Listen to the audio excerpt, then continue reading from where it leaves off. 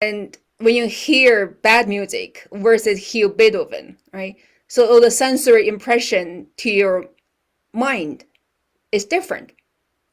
And so therefore, you want to have like those sensory impression that are good for you because our Okay. body and mind are connected. So that's a second kind of food, the sensory impression. So that's, Okay. so even magazine you read, like We have people. we have we have something similar to this in the Hindu faith also. Once you're finished, I will also explain that. All right. So the third one is like a thinking, right? Thinking more like your intention. So for example, if my intention in this world, right, is to have a good life myself. I want to have a beach house. I want to have a beautiful wife. I want to have liquor. I want to have those good food. So those, if that's your life purpose, your intention in this life, so that have impact on you too. And so you want to have like more, at least a higher level, a more noble intention. Not just here. That's a third one. So the first one is the last one. It called consciousness, food or impression. So that's the one more like deeper in your inner being. So whatever we do, whatever thought we generate, it plant a seed, Okay. plants a seed in your consciousness, and that seed not just sitting there. It may be dormant for some time, but when that seed meets the right condition, will come to fruition. If you Okay. if you plant a poisonous seed, Okay. versus you plant a beautiful flower seed, it's different. Okay. And so that's four kind of food. So that's why Okay. when I try to read something or see something, so I want to have a good sensory impression Okay. on So my mental world. okay. I'd like to summarize what you said. Okay. Okay. The four types of food you said. The first type of food is regular food. Mm-hmm. You, the second type of food is sensory. So I would Sensory impression, that's a name, right? so I would recommend. I would say classify certain types of food that creates sensory feelings or emotions in your mind. Some the food varieties that would disturb your mind to Mm-hmm. create emotions inside you is going to be one type of food. Second type of food. The third type of food is the one that makes you think. So it's going to make you think. It's not it's not to create just impressions, not to just stir up your emotions on and desires, but more to make you think and make you more rational. Mm-hmm.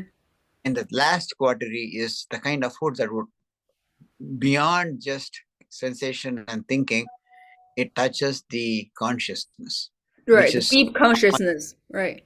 yeah, much higher level is Mm-hmm. the food. But do you have any classifications? Do you have examples for what Yeah, I if can I can put some text in a WhatsApp group. So they're like classic definition, like textbook definition. okay? Do you have like this kind of food? Do you have a sample example for what is the first category and example for the second So I'll category? look for the text.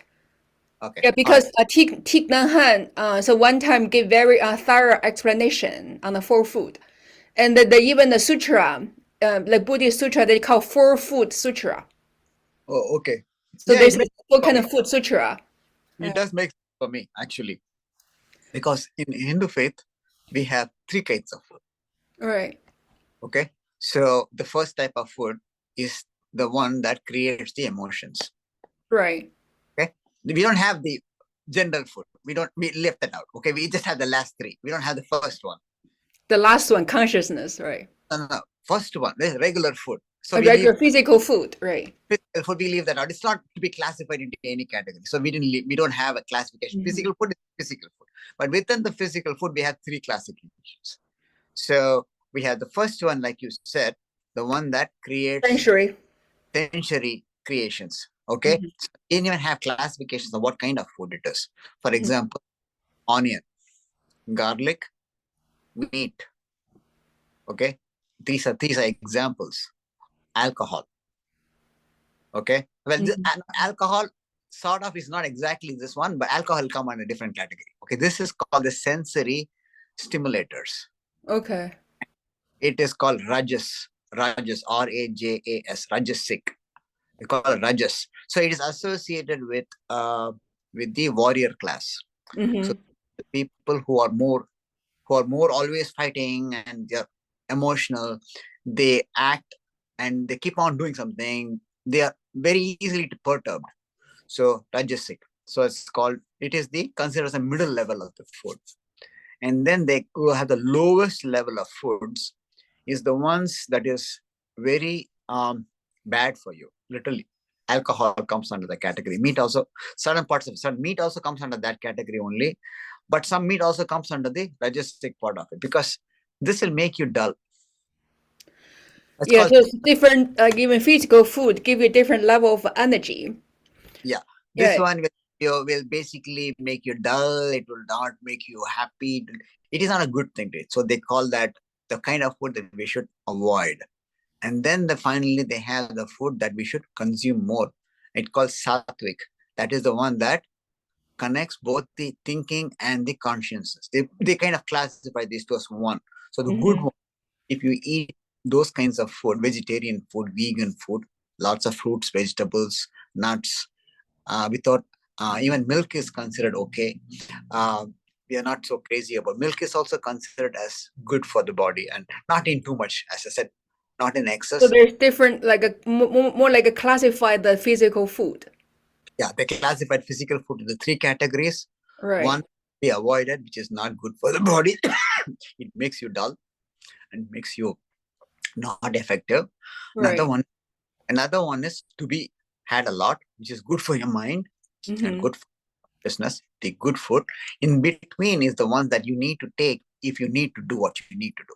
The protein high, rich meat, and all Right. this. So I think that's why, right? So we're talking about like physical food, then we have sensory impression, then we have the intention, like thinking, and the last one, consciousness, right? So all those are related to our spiritual world. Like if we come into contact with this kind of text, with sutra, with this kind of text, then it give us very good the other 3 like spiritual food. Correct. So in the end, it all comes to the one thing: we are what we eat. That's what they say. Yeah, We are you what. eat not just physical food. You have all those sensory. You have what you think, and then whatever you plant in your consciousness. Yes. So you a whole overall body. Yeah. So there's also I think I'll talk about that later when we come to this text. There also, according to Buddhism, there's Abhidhamma. Abhidhamma is very thorough on our physical and spiritual world. So according to Abhidhamma, there's 4 sources of energy. And so sometimes people think you have a body, you have a brain, and you also so according at least Buddhism, you have a body, you have a brain, you have a heart. Yes. Same thing. Same thing. Yeah, so Body, brain. the heart is not just metaphysical. The heart is real. So what Yeah. we are the command, the source, is actually from our heart. And so there's 4 sources of energy. I think I just complete that now. And then we go back to the text. The first of sort of source of energy. So one is from our physical food, right? But physical food is not like the raw food, because when you digest, it becomes that energy. And the second one is from they call your mind source. Like that's like what you think, what thought Yes. you have. And the third one is from your karma. So karma, that's your past pattern. That give you energy as well. Because sometimes all of a sudden people do that thing. That's the past karma coming to fruition. And the first one is the seasonal, or like the external factor. So there's 4 sources of energy. And so by have the right thinking, right? Because for the karma, you can't really do much. It's happened. But then the mind generated energy. So that's something we can do. You can have your mind in the right state, and you can have your mind generating good thoughts. Right. So you have good mind generated energy. Yeah. I just found this interesting. That's why I try to protect my own mind, so my own mind doesn't give me like harmful energy. See, your mind is very, very important. Okay. Many people do not know how to distinguish between heart and mind. People don't know how to distinguish between There's a that. big difference. Yes, a Right. big difference. The Right. heart is the center of emotions. The mind is the center of thought. They are two different aspects of existence. So emotions are more associated with our feelings, where it is more intuitive. It is something that we actually can't explain. Okay, these So things are not Abhidhamma is explainable. more thorough than that. It's not coming from theory. It's people who have very profound meditation practice. They see this actually happening in the meditative state. Yeah. So when you give a command, I want to work to that direction. So when you have that thought, then they see some actual thing like energy or blood coming from your heart. Yes. From your physical heart, you have that actual like blood or something, and then that Yes. signal was sent to the mind, the Yes. brain. Then the brain Yes. starts executing that order. Yes. So So they the also have command is given by the heart. correct. Have you heard about this thing called heart brain coherence? Yeah, Have you, that I heard. Yeah. okay. So I That's how. learned this from Abhidhamma. Yeah. Uh, uh. Please go ahead. Please go ahead. That's Happy okay. time. I think that's why I'll try to explain why we're studying this. Okay. Good. Because So we who want to you're have going to read? You're good. going. Who is going to read? Are you going to read 1.3, or is there somebody who's supposed to read? What is the format You for you today? can yeah, you can read. So we're still in the chapter first, the first chapter, right? The first chapter talking about the preciousness of bodhicitta, and the author trying to encourage us, right, to have this precious bodhicitta generated in ourselves. So he talked about Oh, all the good things about bodhicitta. You want to read yeah, 1.3? sure. I'll read. Okay.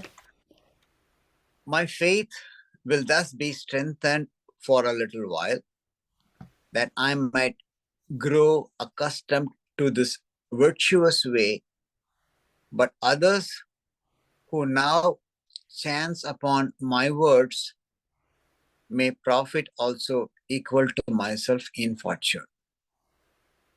In verse 3, Shantideva completes the traditional opening by rousing confidence. To compose this text and live by its words brings him great joy. The thought that his self reflections might now profit others makes him even happier. In the spirit of gladness and gratitude, Shantideva begins his main presentation. So hard to find such ease and wealth, whereby to render meaningful this human birth. If now I fail to turn it to my profit, how could such a chance be mine again? From the Buddhist point of view, human birth is very precious. Shantideva assumes that we understand this preciousness. With his relative ease and wealth, he urges us to contemplate our good situation and not to miss this chance to do something meaningful with our lives. This life is, however, a brief and fading window of opportunity. None of us knows what will happen next. As I have grown older with my Sangha brothers and sisters, I have seen my friends die or experience dramatic changes in their health or mental stability. Right now, even though our lives may seem far from perfect, we have excellent circumstances. We have intelligence, the ability of teachers and teachings, and at least some inclination to study and meditate. But some of us will die before the year is up, and in the next 5 years, some of us will be too, if or in too much pain to concentrate on a Buddhist text, let alone live by it. Many of us will become more distracted by worldly pursuits for 2, 10, 20 years or the rest of our lives and no longer have the leisure to free ourselves from the rigidity of self-absorption. In future, other circumstances such as war or violence might become so pervasive that we won't have time for honest self-reflection. This could easily happen, or we might fall into the trap of too much comfort. When life feels so pleasurable, so luxurious and cozy, there is not enough pain to turn us away from worldly satisfactions, selections. Lulled into complacency, we become indifferent to the suffering of our fellow beings. The Buddha assumes us that our human birth is ideal with just the right balance of pleasure and pain. The point is not to squander this good fortune. As when a flash of lightning rends, rends the night, and its glare shows all the dark black clouds that head. Likewise, rarely through the Buddha's power, virtuous thoughts rise, brief and transient, in the world.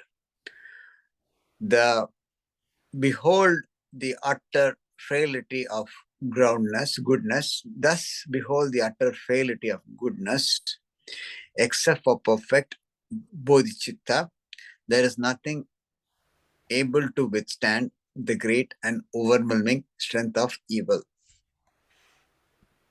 So let's go back. In verse 5 and 6, the initial arising of bodhicitta, as it's described as transient and frail, the Mahayana teachings usually tell us that it is the neurosis, that it is transient and insubstantial.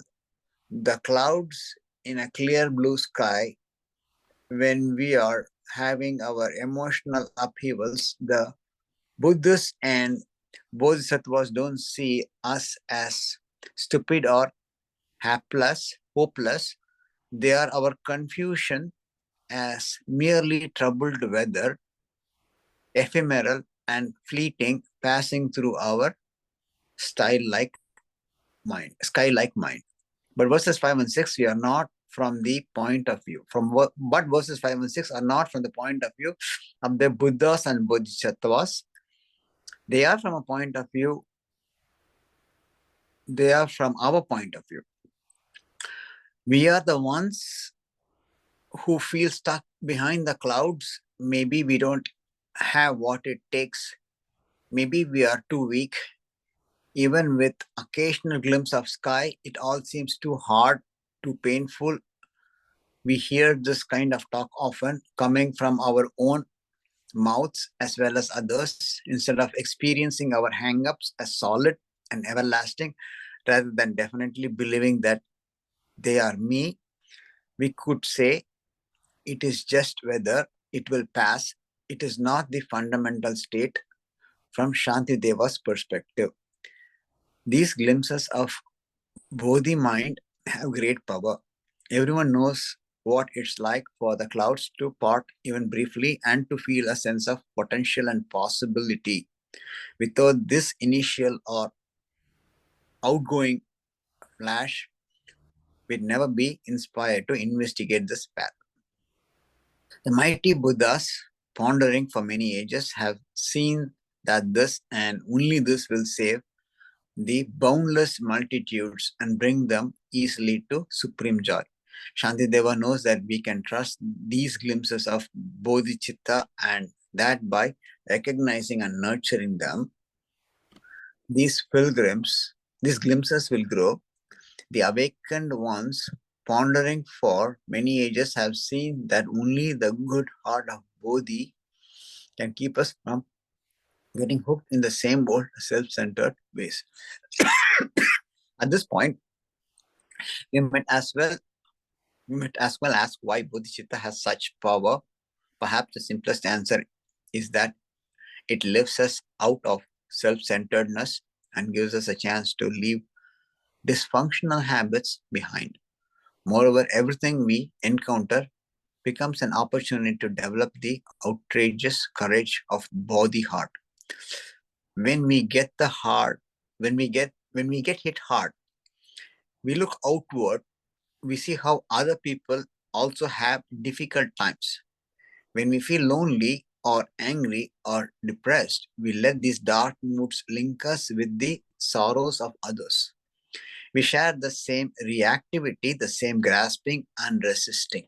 By aspiring for all beings to be free of their suffering, we free ourselves from our own cocoons and life becomes bigger than me, No matter how dark and gloomy or joyful and uplifted our lives are, we can cultivate a sense of shared humanity. This explains our whole perspective. This expands our whole perspective.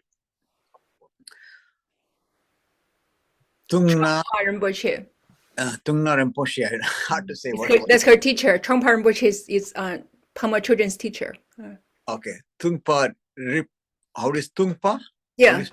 Trungpa, right. Tungpa used to say the essence of the Mahayana is thinking bigger. Shantideva presents that essence. The teachings are a guide to compassionate living and bigger thinking.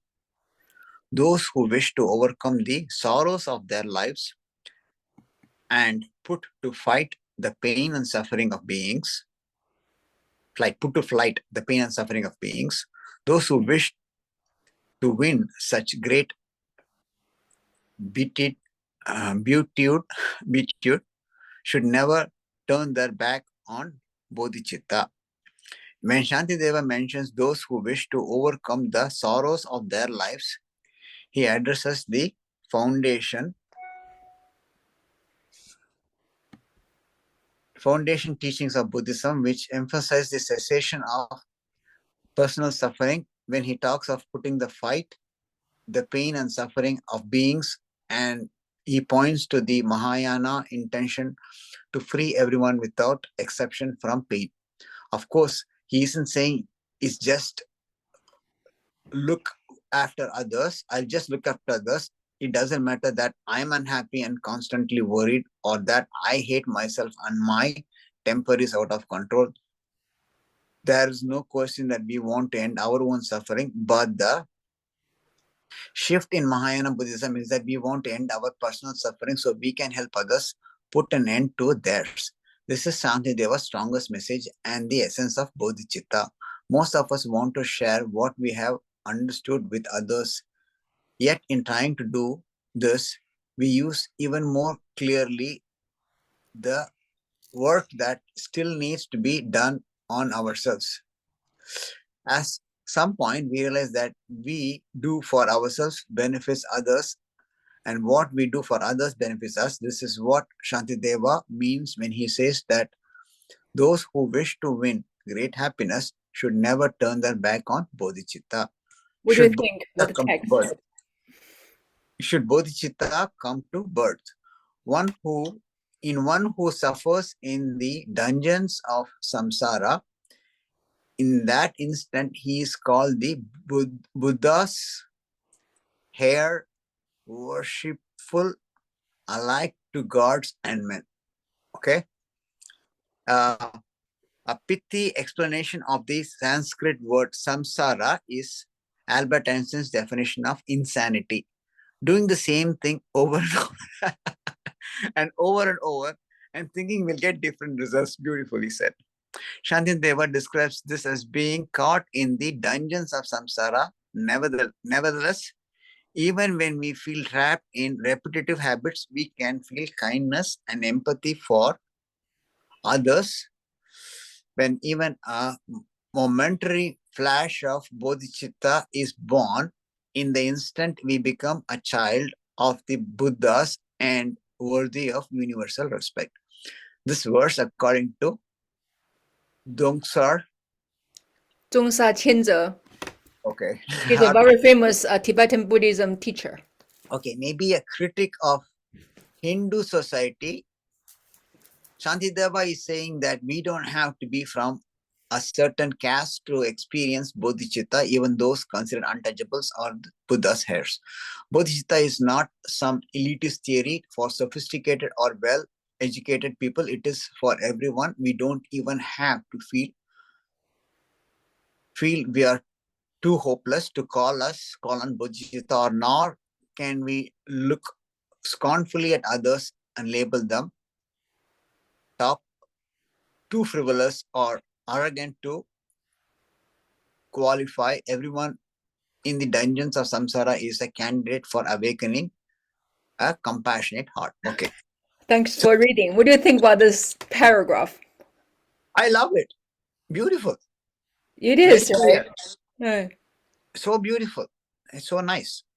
Like you know what I mean? Like give you really good energy reading those Yeah, I mean, texts. he is basically, he is covering all angles. He's covering all angles. He's approaching it from every point of view, Mm-hmm. and then coming up with a complete theory. He's a very wise man. That's why his book was studied by people over 1,000 years. Yeah. Yeah, so I really like this one. I like all of, but particularly this one, like 1.8, right?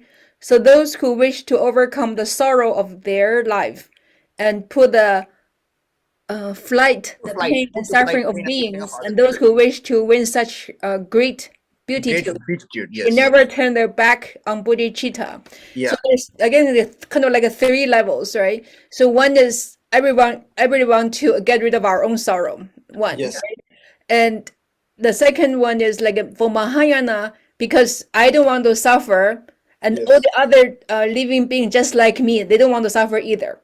Yes. So therefore, not only I want to get rid of my own sorrow, I want to get rid of their sorrow too. That's a Yes. Mahayana intention. So Yes. and then the third layer is now I'm working on getting rid of my own sorrow. So when I'm in a better state, I'll be better off. I have better capability of help others. Yeah. So I'm working on getting rid of my sorrow, not just for myself, and Yes. because of the intention of helping others. Yes. So yeah, see, this is also the practice in airplanes.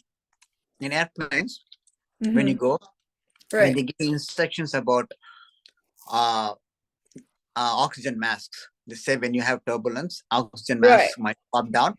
They say the Mm-hmm. first thing is put the mask on you first before you try to attempt to help the next person. Yeah. Otherwise, you don't have a like a, you're not in state for helping other people. Yeah, you must first have the Right. oxygen for yourself. Mm-hmm. If you don't have oxygen, you can't help the person, because see, after 1 minute, you're just trying to help. You're not getting oxygen for the other person, but you're not getting oxygen for yourself also. After a while, you will die. You can't help the When other you person. are helping yourself, and in your heart you have the intention, I'm helping myself now because I want to help others. Exactly. That's not, see, problem is Right. in today's society, Mm-hmm. they don't know how to differentiate this part. They think anybody who's helping themselves is being selfish.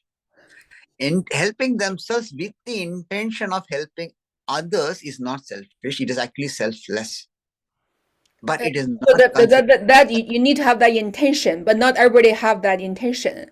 So a Yes, lot of people they helping themselves, they are self-absorbent. They didn't think about helping others. They just want to help themselves. correct. That's So, not but what when we're you, talking about here, right? correct, but when you want to help others, and in the process you are helping yourself first, sometimes it is Right. mistaken by the society that you're being selfish. Right. So this one, she said, those who wish to win great happiness, right, should never turn their back on bodhicitta. So great happiness doesn't mean just happiness for one, right? Yeah. Yes. So great happiness for all. Yes. See, this is very important in this thing. Right. See, I find something very cute. See, the most cute point is that he says, if you want to be happy, he says that very clearly, if you want to be happy, Get rid of start your own focus. sorrow, right? Yeah. Do not focus on your own happiness extensively. Do focus on your own happiness to some extent. Make sure you are happy and you are able to do everything you want in your own thing to make yourself happy. But Right. focus most of your energy on making other people happy. Right. So when you do that, what happens is that you find a cause bigger than yourself. And when you are focused fully on a cause bigger than yourself, your own sorrows will just melt away. It'll disappear. Right. Right. So by helping others, ultimately you're helping yourself, Yes, and that gives you great happiness. exactly. Right. It's a very counterintuitive thing. How many people cannot fathom this? Yeah, so See, that's you this have to link very two beautiful levels. text. Yeah. You got to link two levels. See, first of all, if I say a mother is sitting in an airplane, a Mm-hmm. child is sitting right next to the mother, and when the instruction says put the gas mask on you first before you put your child, the mother's heart will start calculating. How can I do that? Yeah, so there's different like he sort of progress to what he want to say, right? So first, I think he'll say, like we all behind this dark cloud, and then we lived in this like dungeon of samsara, right? And so how do you get rid of your own sorrow? So 1.7 says, so the mighty Buddha pondering for many ages, right? And having seen that this and only this will save the boundless multitudes and bring them easily to superior joy. So if you want to get rid of your own sorrow ultimately, and so Buddha have thought about how to bring all these people out of their suffering and give them and bring them to superior joy. What's the way to do it? So Buddha pondered this one for many ages, and the answer he come to is this. That's the only way can bring them easily to superior joy is the Bodhicitta mind, helping others. Yes, exactly. The Bodhicitta mind is the answer to all of man's sufferings. That's the only way. That's it. He's made it very clear. So have seen that this and only this. This only this. That's only this. That's part. The only this part is what is lost on this world. Only this. Don't wonder there's another way it can bring you like superior joy or ultimate happiness. This is only this way. Only this way. That's it. That's the thing. It's only this way. Yeah, that's the core. Yeah, very assertive, right? Only this. And I like this one too. This one, it says the essence of Mahayana is thinking bigger, right? Not just yourself, thinking bigger. So Shantideva, to his teaching, a guide to compassionate living and bigger thinking. Yes. Yes. Yeah, so compassionate living and bigger thinking, lead to like joy for yourself and joy for others. Yeah. So when he mentions samsara, right, he says very clearly, puts Albert Einstein's statement, believing, like doing the same thing again and again and again, and believing that it will give different results is samsara. I know. So that it shows how we are caught in the cycle of repeating the same mistakes again and again, but somehow expect us to escape out of this. And you're doing the same thing. You expect different results from last time, but you're doing the same thing. How would that be different? How it will be different? But before we ask that question, another question have to be asked. Right. Compared to last time and this time, what are you doing different? When that question is not asked, not even thought about, people just believe, I'll just attempt again, I'll get. I do the same thing, I'll attempt again, it'll be a better option this time. But people are not thinking about the attempt. What attempt is being made, how it is being made, what is the thought process behind the attempt that is being made, was there inspiration, was there any prior thinking, was there any backup plan, was there any contingencies for failures, was there anything that we expect to not happen the way we expect to happen? That is what we don't think. Is there anything to not happen the way we expect it to happen? We never think that. No. So this word samsara, so what does it mean in Sanskrit exactly? Sanskrit sanskara means family life. Oh, that is like turning wheel, like the wheel turning again and again. Yeah, the most simplest way is samskara, sanskara. There are two words, samsara and sanskara. Slightly different, but very similar Sanskrit sounding words. Okay. The word samsara is an M, S-A-M-S-A-R-A, samsara. Okay. It is more towards family life. Oh, family life. Family life. That is like, in fact, wife is called samsaram in my language. The wife is called samsaram. Oh, really? I have no idea. The wife? Oh, is that? Yes, samsaram. The wife is called samsaram. My wife in my language samsaram. Is that Hindu? In Tamil, in the language called Tamil, is called Oh, samsara. Tamil. It's very Okay. similar. It's very similar. They all have the same roots in India. It's another language dialect, but they have very similar roots. They merged many thousands of years back.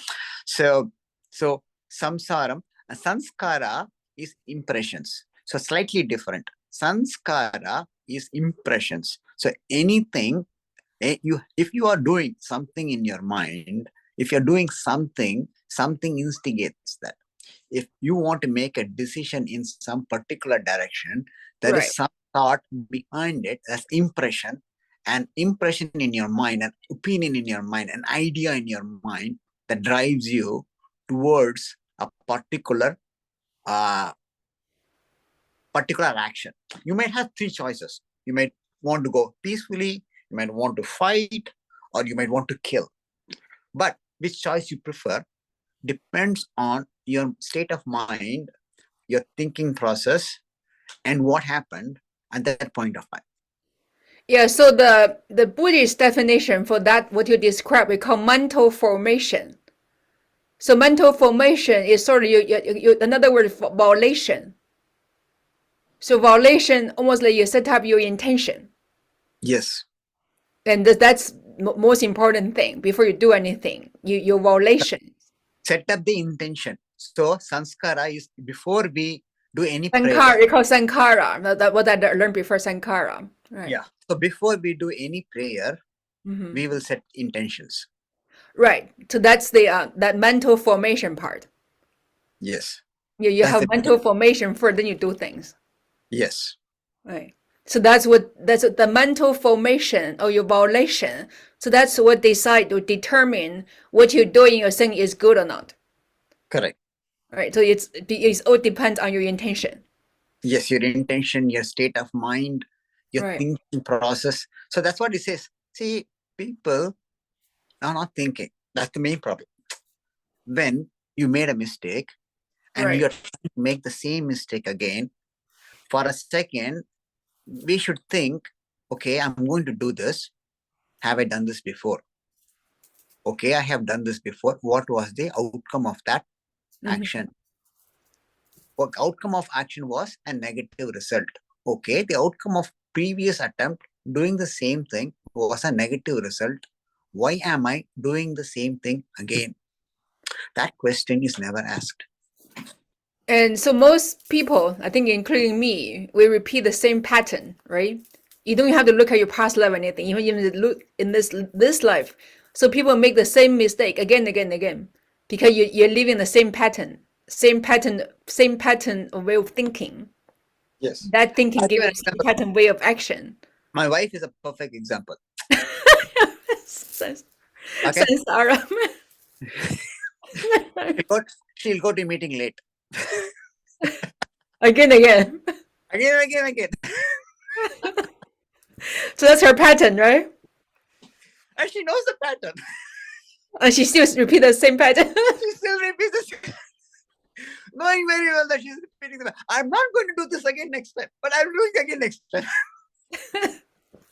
So that's what I mentioned earlier, right? There's four sources of energy, right? So one is the karmic force give you energy. The karmic force you can explain as like your pattern. So that give you energy too. So that can be very strong, like in your wife's case. So he got this energy, stored in her. When the time comes, that energy comes into play. Same pattern. Yeah, that's the imprint, karmic imprint. Imprint, So, exactly. yeah, that's also the energy. It's kind of yeah. So every time happened, this energy triggered the same thing again. It's not that she doesn't want to change. This happened to everyone. It's like I also have this problem, always do the same thing. It's not I don't want to change. It's because my imprint is too strong. Yes. Unless you decrease the imprint, and then when your body change, the way to thinking, it will change. It makes you change. Yeah. Beautiful. You said very beautiful. Yes, exactly. So I like this. I didn't even know Albert Einstein have a definition for samsara, insanity. Insanity, doing this the same thing again and again. Yeah, so sort of like a bad for us, right?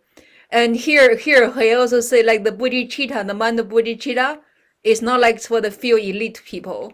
If it's for everyone, Yeah, right? So everyone is a candidate. exactly. Yeah. Yeah, that's one thing I like about Buddhism over Hinduism. Practiced forms of Hinduism brings in a lot of casteism into picture. They exclude a lot of people from learning, Right. saying that they're not qualified. This is what I hate Because they're caste. caste. Right. I have been fighting strongly against this myself personally. So it's my fights. I had to fight my parents, I had to fight my family, I had to fight my friends, I had to fight everybody around me in order to, overcome or at least express my opinion that this is not right. Yeah. So a life is a life. So like here, I like this one too. So everyone, right, living in the dungeon of samsara is a candidate for awakening a compassionate heart. Absolutely. Everybody is suffering. Everybody who's making the same mistakes again and again and again Is is a caught. candidate. It's Is a a candidate. candidate. Yeah, it's the hamster in the wheel. The hamster in the wheel, spinning the wheel again and again, running, thinking that it's life. We call the rat race. Getting caught in the rat race of life. Yeah. It, So one thing is why they use the word awakening versus like creating, because yes, this compassionate heart already in us. We already have it. yes, It's just in a dormant state. yes, You're not getting anything new, not getting yes, anything that you don't already have. yes. Yeah, so Correct. even to know that, I think is comforting, right? So even though I might be and not so good at this point, I have all the bad mood, be sitting behind the cloud, but then I too have this compassionate heart. Yes. I just need to, have it wake up. Yeah. Yes. See, this awakening, right? That's what Yeah, I tend to awakening. put It's not creating, it's Yeah, awakening. it's not trading. The word awakening is a very beautiful word. That, like you said, it already exists. It just has to wake up. It is Yeah. sleeping. It is sleeping means it is not self-aware. It is sleeping means it is not self-aware. Once Right. it becomes self-aware, aware of its own existence, the Hmm. begins. So that is powerful actually. So that's why we should never give up ourselves, and we should never like look down upon ourselves, thinking you're hopeless, you're stupid. I mean, you have this all the great qualities in you already. Yes, Okay. that's very correct. See, we should never discourage people. We should always encourage people. Yeah. So like here too, that this 1.6, right? He says, when we are having our emotional upheavals, the Buddhas and Bodhisattvas don't see us as stupid or hopeless. They see our confusion as mere troubled weather, Yes, ephemeral and fleeting, beautifully said. passing through our sky-like mind. So our mind is like sky, all the things just pass by. Exactly. Beautiful. See, this is what he says. This too shall pass. That's what we have in English. This Right, too it will shall pass. pass. Yeah. Just in our sky-like mind, those Yeah. things will pass. Right. Yeah. We have all these troubles. Troubles will come. You will have problems every day. Right. You can't avoid it, but you can't run away. Yeah. So the You can't whatever weather we experience different weather each day, right? But all those like weather hung up is not that solid or everlasting. exactly. Right. So they would say the weather, this is just the weather. It will pass. It's not the fundamental state. The fundamental state we have this with like the awakened mind or the bodhicitta mind. Absolutely. This is Yeah. very correct. I'll give you one personal experience of mine. Mm-hmm. So I have this habit of looking at the time. Right now it's just 1 o'clock. Okay. Okay. I have this habit of looking and analyzing the time and trying to see, is this good or is this bad? I have this habit of doing that. Judgmental. Judgmental. All right. What do I do is I'm looking for some signs. I have this habit of what I call synchronicities, looking at the time and trying to see what it says and does it have any meaning? Does it tell me anything? So, for example, 1 o'clock for me, 2 zeros and a one, I look at it very positive. It's my own thing. So what do you do with this pattern? Do it again and again. So one pattern I usually be afraid of was 9/11. Oh, okay. Maybe afraid of 9/11. When I say 9/11, something bad will happen. Yeah, so maybe you can be more aware of that pattern. So now I'll tell you what happened, how I overcame that. I did overcome this. Oh, you already overcame. Okay. I overcame it using my own mind by telling myself, "Hey, listen, you have encountered many 9/11s in the past, but at the end, today, you are better than the past. Therefore, all 9/11s in the past have actually helped you make yourself better only, not worse. Therefore, you should start taking 9/11 as a good sign and not be afraid of it anymore." So I decided to do that, and now I'm not afraid of 9/11 signs anymore. Oh, I'm not. good. It is a positive sign. Yeah. So then the 9/11, think of it, 7/11, 9/11, it's just a number, right? Just a number, but why don't we look at it positively? Now I'm going to look at it as, oh, it's going to do me something good. So I'm going to look forward as 9/11 as a positive thing because it has helped me only move forward. Yeah, so But good. You the turn it problem on. as it has helped me. So I'm going to look at problems as good things and not bad things. Yeah, so I think you handled beautifully. So it's 1 o'clock. It's come to the end of our little study. So next week when we start 1.10, if you come 1.10. Yes,